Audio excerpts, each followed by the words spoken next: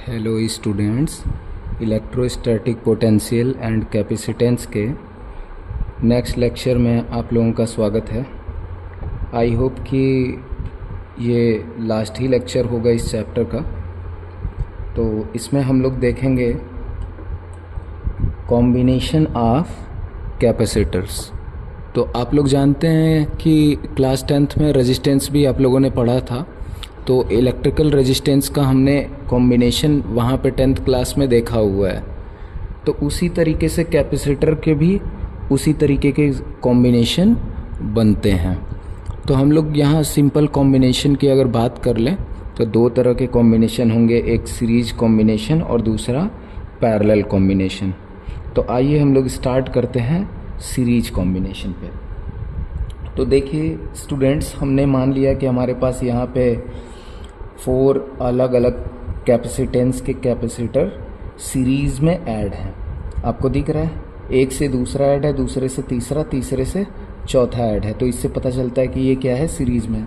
वैसे हम 4 ही नहीं ले सकते, चाहे तो n कैपेसिटर ले सकते हैं। ऐसे डॉट डॉट करके n दिखा दें, थोड़ी सी क्लियरिटी उसमें नहीं मिलती है। अगर ये आपको अच्छे से समझ में आ जाएगा तो n वाला भी आप अच्छे से आप कर पाइएगा। तो चलिए अब देखिए यहाँ क्या गिवन है आपको। ये गिवन है कि इसको एक V वोल्ट के पोटेंशियल डिफरेंस वाले सेल से या बैटरी से इसको जोड़ा गया है। ठीक है, अब जो पहला ही पॉइंट आता है, फर्स्ट पॉइंट, जो वेरी इंपॉर्टेंट पॉइंट है स्टूडेंट, हमेशा आपको याद रखना है, जो स्टार लगा रहा हूँ मैं, कि इन सीरीज कॉम्बिनेशन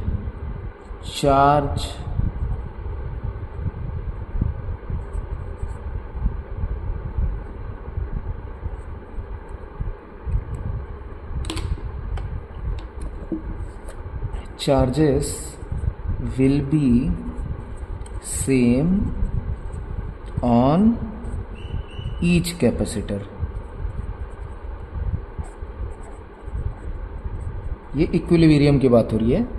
जब इक्विलिब्रियम में आ जाए तो सभी कैपेसिटर पे चार्ज की वैल्यू क्या होगी, सेम होगी। तो हमने एज्यूम कर लिया कि ठीक है, वो जो सेम वैल्यू होगी वो क्या होगी, क्यू क्यू क्यू सब पे हो जाएगी। आपको ये याद रखना है, यही आपको क्वेश्चन में हेल्प करेगा। दूसरी पॉइंट क्या है, ये तो फर्स्ट हो गया। सेकंड पॉइंट क्या है, पोटेंशियल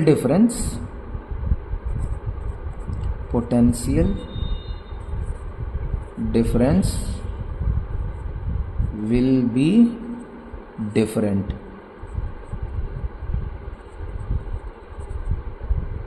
इन ईच कैपेसिटर। अब देखिए इसमें स्पेशल केस हम नहीं ले रहे हैं, मतलब यहाँ C1 इक्वल टू C2 नहीं है। यहाँ सभी कैपेसिटर के कैपेसिटेंस क्या हैं स्टूडेंट, अलग अलग हैं। तो इसलिए ये कंडीशन ले रहे हैं कि चार्जेस तो सब पे सेम होंगे लेकिन पोटेंशियल सब पे क्या होगा, अलग अलग होगा। तो चलिए स्टूडेंट हम मान लेते हैं कि इस पे जो पोटेंशियल आया वो कितना आया। तो C1 वाले पे लेट एज्यूम करो कि पोटेंशियल आ गया V1, C2 पे आ गया आपका V2, C3 पे V3 और C4 पे कितना आ गया, V4 आ गया।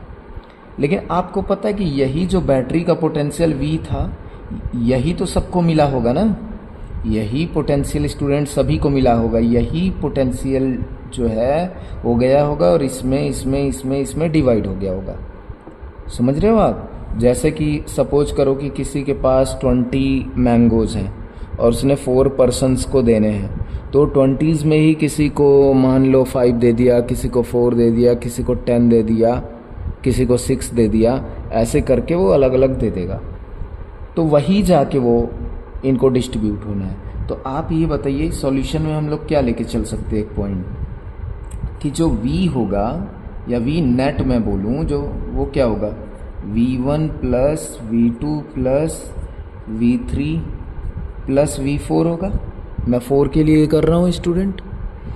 अब आप जानते हो कि जो V नेट होगा वो किससे आएगा, इसके कॉम्बिनेशन से आएगा। तो आपको ये फॉर्मूला पता है, क्या पता है, we know that Q equal to क्या होता है student, CV। Q equal to होता है C इंटू V, तो V इक्वल टू क्या हो जाएगा, Q by C. V equal to हो जाएगा Q बाई सी, ये निकल के आएगा। तो क्या यहाँ V नेट जहाँ लिखा है वहाँ हम लोग क्या लिख सकते हैं, Q। आप तो जानते ही हो कि Q तो सब पे सेम होने वाला है, तो यहाँ पे क्या आ जाएगा, Q डिवाइडेड बाई क्या आ जाएगा, यहाँ पे आ जाएगा स्टूडेंट C इक्विवेलेंट आ जाएगा। इसके लिए नेट के लिए लिख रहे हो, C इक्विवेलेंट इक्वल टू, यहाँ पे क्या आएगा स्टूडेंट V1 का, तो V1 का क्या आप लिख सकते हो, Q divided by C1, plus V2 का क्या लिख सकते हो, Q divided by C2, plus V3 का क्या लिख सकते हो स्टूडेंट, Q बाई C3, ऐसे Q बाई C4 लिख सकते हो। अब देखो Q Q Q सभी में है कॉमन, तो कॉमन ले लेते हैं। तो C equivalent equal to, Q को कॉमन लिया तो क्या आया, 1 by C1 plus 1 by C2 plus 1 by C3 plus 1 by C4। अब देखिए ये Q से ये Q कैंसिल हो गया, ठीक है। अच्छा, ये डाउट में मत रहिएगा कि सर सभी पे Q Q Q है तो इक्विवेलेंट हो जाएगा, तो चार्जेस ऐड हो जाएंगे तो Q नेट जो है वो 4Q के बराबर हो जाएगा। ऐसा नहीं होगा, जो एक पे होगा चार्ज वही क्या हो जाएगा, इक्विवेलेंट पे भी आएगा। तो Q से Q क्या हो गया स्टूडेंट, कैंसिल हो गया। तो यहाँ से फॉर्मूला आपको क्या निकल के आया, 1 by C equivalent equal to 1 by C1 plus 1 by C2 plus 1 by C3 plus 1 by C4। तो आपको याद है रेजिस्टेंस वाला, तो ये रेजिस्टेंस के एकदम क्या हो गया, अपोजिट हो गया। रेजिस्टेंस में ये किस में आता था, पैरेलल कॉम्बिनेशन में, जबकि कैपेसिटर में ये किस में आ गया, सीरीज कॉम्बिनेशन में आ गया स्टूडेंट। तो आई होप कि आपको ये डेरिवेशन समझ में आया होगा। अब आइए हम लोग देख लेते हैं पैरेलल कॉम्बिनेशन कि पैरेलल में क्या होगा। तो चलिए स्टूडेंट हम लोग देखते हैं पैरेलल कॉम्बिनेशन। सेकंड है अपना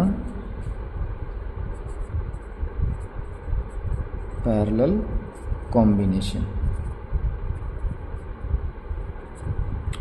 तो चलिए मान लेते हैं कि कुछ हमारे पास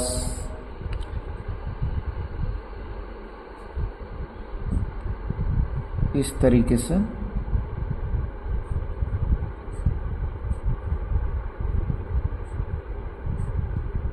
मान लीजिए, यहाँ भी ले लेता हूँ ऐसे, ये रजिस्टर हैं जो कि क्या है, पैरेलली कनेक्टेड है, ठीक है। एक बैटरी से मान लेते हैं कि पैरेलली कनेक्टेड है। इसका मतलब क्या हुआ, पैरेलली कनेक्टेड का मतलब कि ये सभी क्या है, बैटरी के, मान लो यहाँ पे एक वायर ले लिया, इससे इसको और सभी को इसी से ऐड कर दिया। फिर दूसरी साइड एक वायर लिया, इसको सभी टर्मिनल्स को इसी वायर से इस तरीके से क्या कर दिया, कनेक्ट कर दिया, ठीक है स्टूडेंट, इस तरीके से। तो अब आप देख रहे हो कि सभी पे क्या हो जाएगा, पोटेंशियल डिफरेंस क्या हो जाएगा स्टूडेंट, इक्वल हो जाएगा। पोटेंशियल डिफरेंस क्या हो जाएगा, इक्वल हो जाएगा। हम मानते कि इसको किसी बैटरी V से इस तरीके से कनेक्ट किया गया। अब मानते हैं स्टूडेंट कि इसका जो कैपेसिटेंस है, पहले का C1, दूसरे का C2, C3 और C4 है, ठीक है। यहाँ पोटेंशियल कितना है, V है। अब आप देख रहे हो कि अगर एक साइड 0 लो, एक साइड V लो, तो ये V सभी को मिलेगा, इसको भी, इसको भी, इसको भी, इसको भी। ये 0 अगर गया तो 0 इसको भी, इसको भी, इसको भी, इसको भी, सभी को 0 0 मिल जाएगा। तो यानी पोटेंशियल डिफरेंस इस बार क्या आने वाला है, सभी पे स्टूडेंट सेम ही आने वाला है, सबका पोटेंशियल डिफरेंस सेम आने वाला है। लेकिन इस बार क्या होगा, चार्ज अलग अलग होंगे स्टूडेंट, चार्ज क्या होंगे, अलग अलग होंगे। तो इस बार का जो इम्पोर्टेंट पॉइंट है इसमें कि पोटेंशियल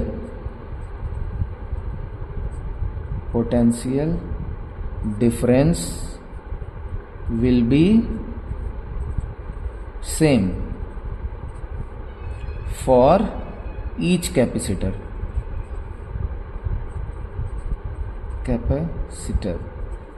एंड सेकेंड पॉइंट क्या है, charges will be different for each capacitor। तो याद रखना यही पॉइंट है जो आपको क्वेश्चन में हेल्प करेंगे। तो चलिए मान लेते हैं इस पे Q1, इस पे Q2, Q3 एंड Q4 है। तो अब ये बताइए कि जो टोटल चार्ज बैटरी ने ट्रांसफ़र करा होगा, जो टोटल चार्ज बैटरी ने ट्रांसफ़र करा होगा वही चार्ज तो जाके बट गया होगा, इस पे कुछ, इस पे कुछ, इस पे कुछ और इस पे कुछ। तो जो टोटल चार्ज है Q टोटल बैटरी के द्वारा जो ट्रांसफ़र हुआ वो Q क्या आएगा, Q टोटल वो आएगा Q1 plus Q2 plus Q3 plus Q4 आएगा। बैटरी ने जो टोटल चार्ज ट्रांसफ़र करा होगा, इस पे कुछ, इस पे कुछ, इस पे कुछ और इस पे कुछ, इस तरीके से ट्रांसफ़र कर दिया होगा। अब आप जानते हो फॉर्मूला कि Q इक्वल टू क्या होता है, CV। क्या जानते हो आप formula, Q equal to CV। तो V नो Q इक्वल टू क्या होता है, CV। तो वही फॉर्मूला आप यहाँ लगा दो। तो बताओ ये C क्या हो जाएगा, यहाँ Q टोटल है तो C इक्विवेलेंट आ जाएगा। तो C equivalent into V is equal to क्या हो जाएगा स्टूडेंट, यहाँ भी आप लगाओगे तो Q1 की जगह क्या हो जाएगा, C1 इंटू V आएगा। अब कहोगे कि C1 के यहाँ फिर V1 लिखना चाहिए। तो भाई पोटेंशियल मैंने कहा ना कि सब में सेम हो जाएगा, यहाँ भी V, यहाँ भी V, यहाँ भी V, यहाँ भी V, यही तो पॉइंट लिखा है मैंने। तो C1V plus C2V plus C3V plus C4V। अब देखिए V सब में कॉमन है तो कॉमन ले लीजिए। तो C equivalent into V equal to V common लीजिए तो क्या निकल के आएगा, C1 plus C2 plus C3 plus C4 निकल के आया। तो V से V स्टूडेंट क्या हो गया, कैंसिल हो गया। तो यहाँ C इक्विवेलेंट निकल के आया है C1 plus C2 plus C3 plus C4। ये हमारा आ गया फाइनल रिजल्ट। ठीक है स्टूडेंट, अगर इसमें n कैपेसिटर होंगे तो ऐसे डॉट डॉट करके Cn तक हम लोग कर देंगे। आई होप कि आप लोगों को ये बातें इतनी समझ में आई होंगी। अच्छा, इतना तो कर लिया, यूनिट की बात अभी तक नहीं की। Unit of capacitance, unit of capacitance. तो देखो, तो C इक्वल टू क्या होता है, Q डिवाइडेड बाई V। तो Q का क्या होता है यूनिट, SI यूनिट कूलम, और V का क्या होता है, वोल्ट होता है। V का क्या होता है, वोल्ट होता है। तो कूलम पर वोल्ट हो जाएगा। लेकिन एक साइंटिस्ट थे जिनका नाम था माइकल फैराडे। तो माइकल फैराडे के रिस्पेक्ट में जो इसका SI यूनिट बताया गया वो क्या बताया गया, यूनिट जो हमेशा याद रखेंगे हम लोग। एक तो ये भी SI यूनिट है, ठीक है, लेकिन ये क्या लिखा गया, फैरड, FARAD, फैरड लिखा गया। इसको एफ से डिनोट करते हैं। किससे डिनोट करते हैं, एफ से। लेकिन जो 1 फैरड होता है स्टूडेंट, वो एक बहुत बड़ी यूनिट होती है। क्या होती है, बड़ी यूनिट होती है। और 1 फैरड इक्वल टू क्या होगा, 1 कूलम डिवाइडेड बाई 1 वोल्ट होगा। 1 farad, 1 farad equal to 1 coulomb divided by 1 volt. और ये क्या होती है, एक बड़ी यूनिट होती है। एक्चुअली में ये चार्ज जो है ना 1 कूलम ही अपने आप में बहुत बड़ा यूनिट होता है, इसीलिए 1 फैरड भी बहुत बड़ा हो जाएगा। तो हम लोगों के क्वेश्चन में और प्रैक्टिकलिटी में ज़्यादातर जो यूज होता है वो होता है माइक्रो फैरड। हमेशा आपको C का यूनिट क्या दे रखेगा, माइक्रो फैरड, माइक्रो फैरड ऐसे देगा। तो माइक्रो फैरड को आप फैरड में कैसे चेंज करोगे, 10⁻⁻⁶ फैरड। ठीक है, अगर मिली फैरड देगा तो 10⁻⁻³ कर लेंगे।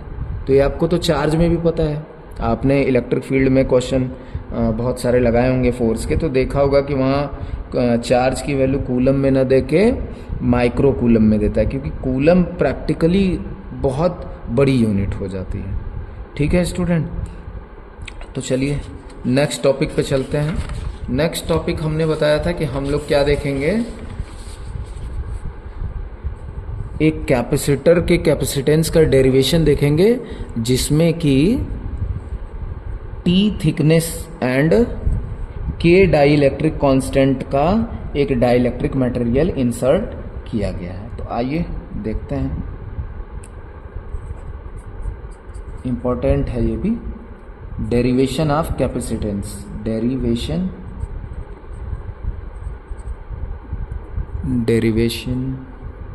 Of capacitance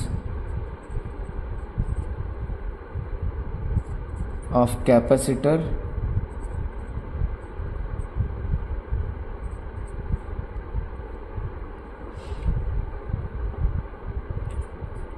of thickness D and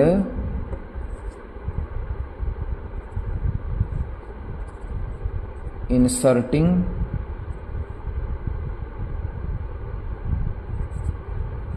a dielectric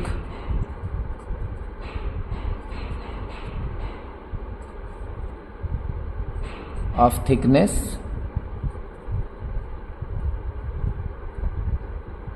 small t with constant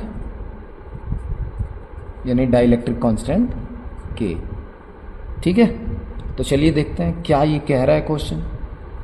तो देखिए वो कह रहा है कि एक कैपेसिटर है आपके पास, एक है आपके पास ये कैपेसिटर रेड कलर में। ठीक है, इसका जनरल एरिया भी प्लेट का गिवन है, एरिया कितना है इसका a है, प्लेट का एरिया a। इसके बीच का जो डिस्टेंस है इसका कैपेसिटर का थिकनेस वो कितना है, स्मॉल d है। ठीक है स्टूडेंट, अब इसके बीच में क्या करा जाता है, एक डाइलेक्ट्रिक फील करा जाता है जो कंप्लीटली फील नहीं है। कंप्लीटली फील का मतलब इस प्लेट से लेके, मतलब ये पॉजिटिव प्लेट से लेके नेगेटिव प्लेट तक एकदम भर दिया जाता है तो वो बोलते कंप्लीटली फील्ड है। लेकिन इसमें कंप्लीटली फील्ड नहीं है, बल्कि ये क्या हो रहा है, कहीं तो बीच में कुछ एक अलग ही इस तरीके से टी थिकनेस का, इसका थिकनेस कितना है स्टूडेंट, टी है, और इसका डाइलेक्ट्रिक कांस्टेंट कितना है, के है, ये भर दिया गया है। अब आप जानते हो कि जब भी डाइलेक्ट्रिक इंसर्ट करा जाता है तो कैपेसिटर की कैपेसिटेंस बढ़ जाती है स्टूडेंट, आपको पता ही है। तो इसकी भी बढ़ गई होगी, तो वही कैपेसिटेंस कितना हो गया वही हम लोगों को निकालना है। तो देखिए अब हम लोग पैरेलल और सीरीज कॉम्बिनेशन पढ़ लिए हैं, तो इसको ध्यान से देखिए तो ऐसा आपको महसूस होगा कि इसमें दो कैपेसिटर है। ऐसा आपको लगेगा कि एक ब्लू कलर से कैपेसिटर है, ऐसा लग रहा होगा देखने में, और एक रेड कलर से है। मतलब इसको बाहर निकाल दो तो ऐसा लगेगा कि एक रेड कलर से है। और वो दोनों कैसे ऐड हुए हैं, ऐड हुए हैं सीरीज में। कैसे ऐड हुए हैं, सीरीज कॉम्बिनेशन में। क्योंकि देखो ऐसा मान लो कि यहाँ से यहाँ तक एक रेड वाला हो जाए और यहाँ से यहाँ तक फिर से एक रेड वाला हो जाए, ये एक ब्लू वाला हो जाए, तो कैसा लग रहा है, सीरीज में लग रहा है कि नहीं लग रहा है। लेकिन हम लोग इसको 3 पार्ट में नहीं करेंगे, हम लोग इसको 2 पार्ट में ही करेंगे। 3 में करोगे तो फालतू में कैलकुलेशन लेंदी होगा, और जबकि बात सेम ही है। तो इसलिए हम इसको 2 कैपेसिटर इन सीरीज मान के चलेंगे कि तो हम लिखते हैं यहाँ we assume that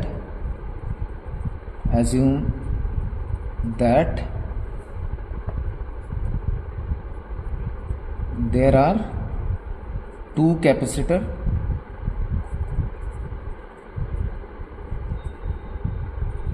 with capacitance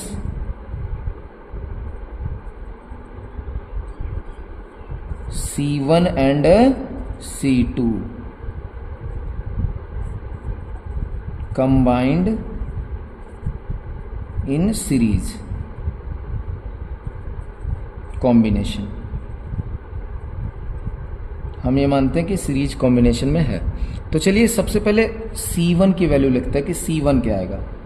तो इसलिए C1 इक्वल टू होगा हमारे पास, तो बताइए C1 का वैल्यू तो आप लोगों को पता ही है, क्या होता है C1 इक्वल टू, एक तो C1 इक्वल टू Q1/V1 वो तो होता ही है, लेकिन डायमेंशनली क्या होता है, A इप्सिलॉन नॉट, क्योंकि एयर में है ना ये C1 हम इसका मान रहे हैं एयर वाले का, तो ये भी C1 ही होगा, और इसका मान रहे हैं C2।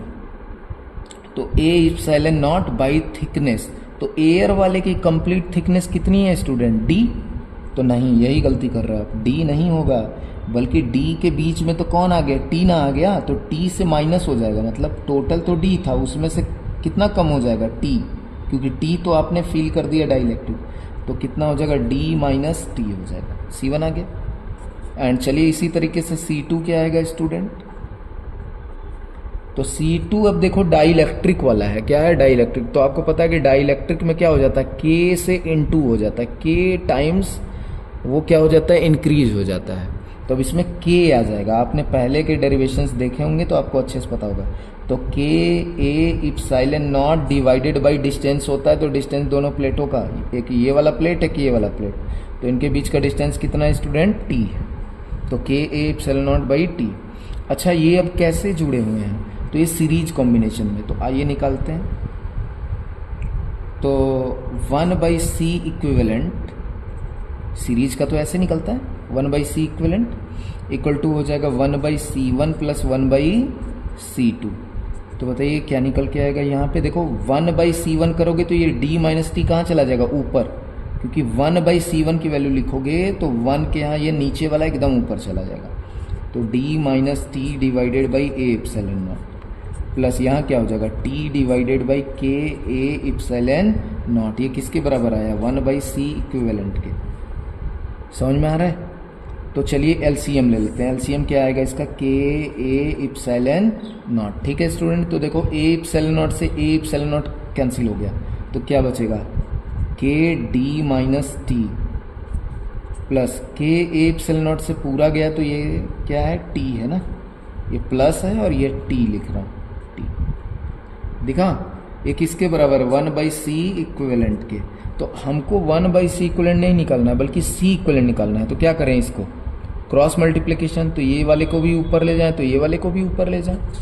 तो आइए इस साइड दूसरी साइड लिखते हैं, मैं लिख लेता हूँ c इक्विवेलेंट इक्वल टू क्या हो जाएगा स्टूडेंट, देखिए के ए इप्सिलॉन नॉट ऊपर चला जाएगा और के ए इप्सिलॉन नॉट ऊपर आ गया और नीचे में आ जाएगा के D minus T plus T, यही निकल के आएगा। ठीक है स्टूडेंट, अब देखिए के को हम कॉमन ले लेते हैं, नीचे के को क्या ले लें, कॉमन। तो आप बोलोगे कि इधर के है, इधर है ही कहाँ कि आप कॉमन ले रहे हैं, तो हम कह रहे हैं नहीं है तो ज़बरदस्ती ले लेंगे के ए इप्सिलॉन नॉट, क्योंकि कॉमन लेना मतलब क्या होता है, डिवाइड ही तो करना होता है। तो चलिए के को बाहर निकालिए, डिवाइड करिए इससे, तो इसमें डिवाइड करोगे तो ये क्या बचेगा, d माइनस टी बचेगा। ठीक है, और इसमें डिवाइड करोगे t से k से, तो क्या हो जाएगा, प्लस का t डिवाइडेड बाई k हो जाएगा, हो गया कॉमन, इसी को कॉमन बोलते हैं। इसमें था तो निकल गया, इसमें नहीं था तो डिवाइड में आ गया। अब ये k से ये k कैंसिल हो गया, तो c इक्विवेलेंट आपका निकल के आया है a epsilon not by D minus T plus T by के, और ये कई बार आपके बोर्ड एग्जाम में आ गया है डेराइव करने को। तो आई होप कि आपको समझ में आया होगा। अब देखिए इसमें ये इतना अच्छा चीज़ है कि t की वैल्यू आप अलग अलग भरते जाओगे, जैसे मान लो कि t की वैल्यू d के इक्वल कर दो, if t equal to d हो जाए, यानी कंप्लीटली फिल कर दो, तब क्या आ जाएगा रिजल्ट, तो c इक्विवेलेंट जो आएगा, डैश कर देता है इसको, रिजल्ट तो यही है। तो देखो क्या निकल के आएगा, a इप्सिलॉन नॉट और यहाँ पे आ जाएगा d minus D plus t की वैल्यू कितनी है, d और डिवाइडेड बाई k। तो अब देखो इस d से ये d कट गया और ये k कहाँ चला जाएगा, ऊपर, तो कितना निकल के आ जाएगा, k a epsilon not by d। और क्या ऐसा हम लोग पहले भी कर ही चुके हैं, पहले निकाल चुके हैं कि नहीं, निकाल चुके हैं। तो t की वैल्यू कुछ भी रखते जाओगे तो इस रिजल्ट में, अगर ये रिजल्ट आपको याद है तो t की वैल्यू जो भी क्वेश्चन में देगा आप इसमें पुट कर दोगे, आपको c इक्विवेलेंट निकल जाएगा। d और t की वैल्यू आप, या प्लेट के एरिया की वैल्यू, सब कुछ वैल्यू रखो और आपको आंसर मिल जाएगा। तो अगर इस तरह का क्वेश्चन होगा एनसीईआरटी में तो आप इस फॉर्मूले से कर सकते हो स्टूडेंट। तो आइए हम लोग लास्टली दो क्वेश्चन देख लेते हैं पैरेलल और सीरीज कॉम्बिनेशन पे, जो मैंने पहले से ही लिख के रखा हुआ है स्टूडेंट। तो इसी के साथ मैं मानूंगा कि ये पूरा चैप्टर का लेक्चर ही क्या हो गया है, कंप्लीट। मैं पहले ही बता रहा हूँ, जेई और नीट की जो तैयारी कर रहे हैं उनका फाउंडेशन तो अच्छे से स्ट्रांग होगा, लेकिन उनको अच्छे अच्छे क्वेश्चन की प्रैक्टिस करनी होगी, थोड़ी सी थ्योरी में भी एक्स्ट्रा पढ़ना होगा। ठीक है,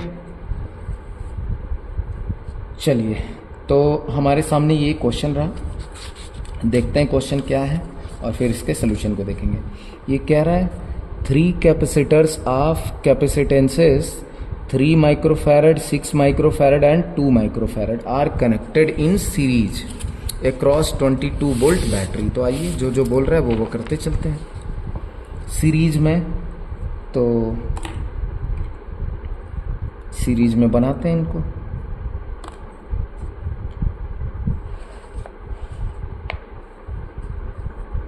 सॉल्यूशन 1 का तो कह रहा है एक ये है, फिर एक दूसरा इस तरीके से है, तीसरा इस तरीके से। सीरीज में है तो ऐसे ही बनाएंगे। और कितने वोल्ट की बैटरी से कनेक्टेड है स्टूडेंट? 22 वोल्ट के बैटरी से कनेक्टेड है, तो कनेक्टेड कर दिया। ये 3 माइक्रोफैरड है, देखो मैं माइक्रोफैरड 1 पे लिख दे रहा हूँ, बाकी पे नहीं लिखूंगा। 3 है, फिर 6 का है और फिर 2 का है ना, माइक्रोफैरड और 22 वोल्ट है। फर्स्ट पार्ट बोल रहा है the equivalent capacitance of the combination, तो इक्विवेलेंट निकालिए। तो ये सीरीज में है तो आपको पता है क्या लगाओगे, 1/C equal to 1/C1 plus 1/C2 plus 1/C3। कितना हो जाएगा स्टूडेंट? 6। तो 2 प्लस, एकदम क्लास 10 के रेजिस्टेंस की तरह है, बस अपोजिट होता है वो। सीरीज वाला पैरेलल की तरह, पैरेलल वाला सीरीज की तरह। यहाँ 1 हो जाएगा प्लस यहाँ 2 3 जा 6 तो 3 आ जाएगा। तो 1/C, 1/C equal to student आया 3 2 5 1 6, 6/6 यानी कि 1 आ गया। 6/6 करोगे तो 1 आया। तो C इक्विवेलेंट कितना आ गया स्टूडेंट? C इक्विवेलेंट, ये इसको इधर ले जाओ तो 1 ही तो आया, तो 1 माइक्रोफैरड आ गया, 1 माइक्रोफैरड। तो क्या दिखा आपको? ये दिखा एक अच्छी वाली बात कि इसका जो C इक्विवेलेंट आया वो सबसे छोटे कैपेसिटर के कैपेसिटेंस से भी छोटा आया।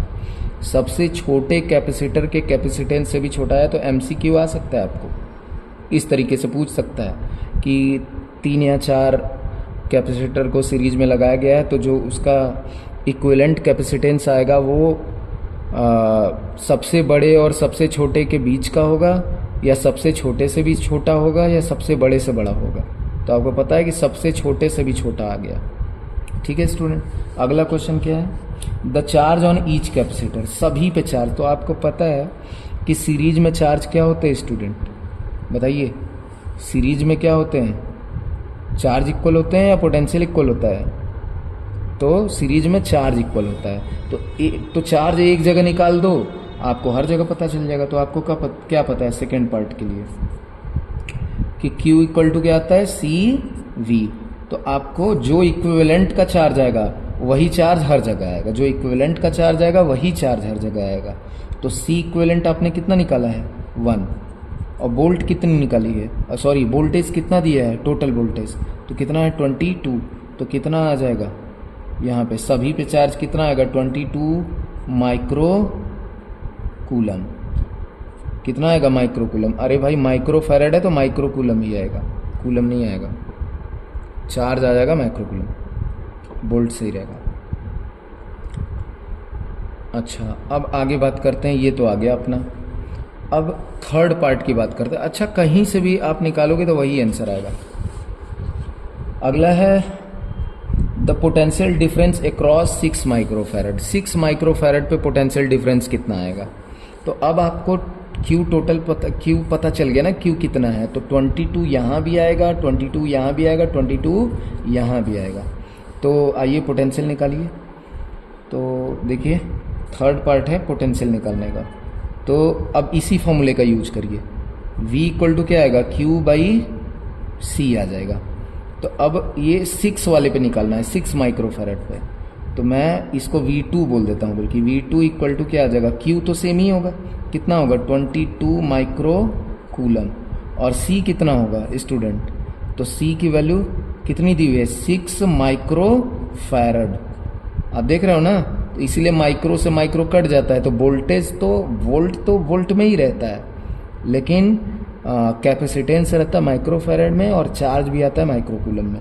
तो ये कितना आ गया? 6 से इसको कट कर दो, तो जो भी आया ये कितना आया? V2 इक्वल टू आ गया अपना 11/3 वोल्ट। ठीक है, आ गया समझ में स्टूडेंट? ऐसे ही अगर यहाँ निकालने को बोलेगा तो आप सेम फॉर्मूले में क्या लगा दोगे, 2 माइक्रोफैरेड कर दोगे। यहाँ पूछेगा तो सेम फॉर्मूले में ये कर दोगे। अब आप इसको प्रूव भी कर सकते हो कि चार्ज सेम आएगा कि नहीं आएगा, अलग अलग से। वोल्टेज आपको पता चल गया तो वोल्टेज में आप क्या करो, उसके कैपेसिटेंस से मल्टीप्लाई करके देख लो Q = CV, तो आपको पता चल जाएगा कि चार्ज सेम आया कि नहीं आया।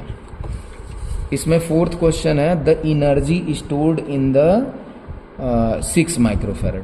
6 माइक्रोफैरड में एनर्जी पूछ रहा है कि एनर्जी स्टोर्ड कितना आएगा स्टूडेंट।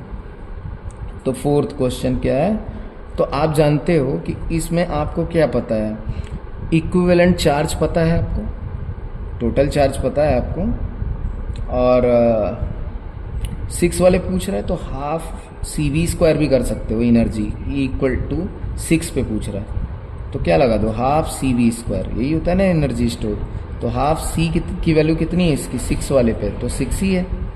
और वोल्टेज कितना है, तो वोल्टेज है आपका 6 का वोल्टेज निकाले ना हम लोग अभी 11/3, तो 11/3 का होल स्क्वायर कर दीजिए, तो 2 3 जा 6, तो कितना आ जाएगा, यहाँ पे 3 आ जाएगा, 11/3 कर दो तो यहाँ पे आ जाएगा 121 / 3 3 जा 9, ये 3 × 3 कर दो, 3 से 3 कैंसिल हो गया, 121/3 आया। ठीक है। अच्छा, C की वैल्यू किस में थी, माइक्रोफैरड में, तो यहाँ लिखोगे माइक्रोफैरड इनटू वोल्ट, तो ये क्या था, वोल्ट स्क्वायर, वोल्ट का स्क्वायर कर दो, यूनिट का आपको नहीं पता था, माइक्रोफैरड इनटू वोल्ट का स्क्वायर, ये हो गई एनर्जी। ठीक है। और चाहो तो आप इसको अगर जूल वगैरह में करना चाहते हो तो भाई यहाँ वोल्ट का स्क्वायर होना चाहिए, यहाँ फैरड होना चाहिए, तो माइक्रो की वैल्यू को क्या कर दो, इंटू 10⁻⁻6 में कर दो, तो जूल में आ जाएगी एनर्जी की वैल्यू, और नहीं तो ऐसे ही छोड़ दो। तो आई होप कि आपको ये सोल्यूशन एकदम अच्छे से समझ में आया होगा। अब एक नेक्स्ट क्वेश्चन है, उसको मैं क्वेश्चन पढ़ देता हूँ, ये क्वेश्चन आप होमवर्क में ट्राई करना इसको।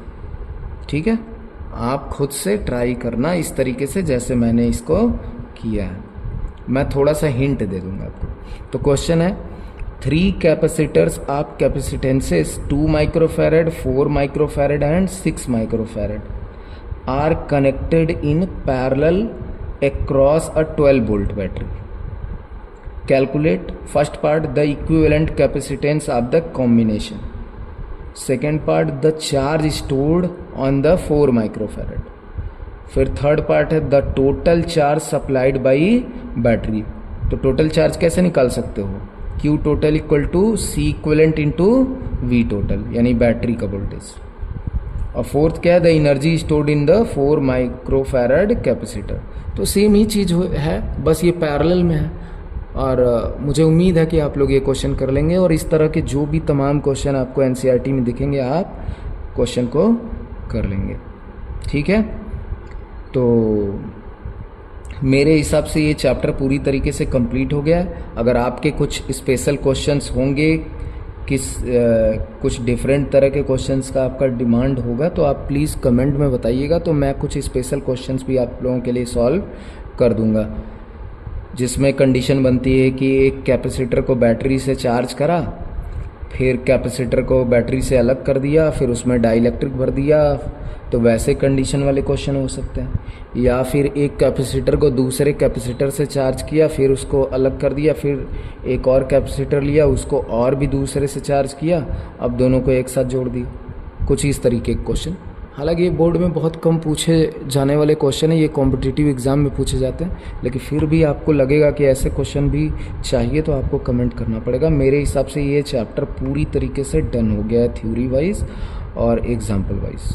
अब आपको पूरी NCERT सॉल्व करनी चाहिए, NCERT से भी थ्योरी एक बार पढ़ लेना चाहिए, और इस चैप्टर पूरी तरीके से क्लियर है।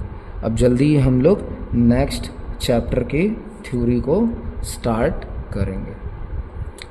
अगर आपको वीडियो पसंद आया हो तो प्लीज़ लाइक करिए, शेयर करिए, कमेंट करिए, एंड चैनल को सब्सक्राइब नहीं आए तो सब्सक्राइब करिए। Thank you for watching.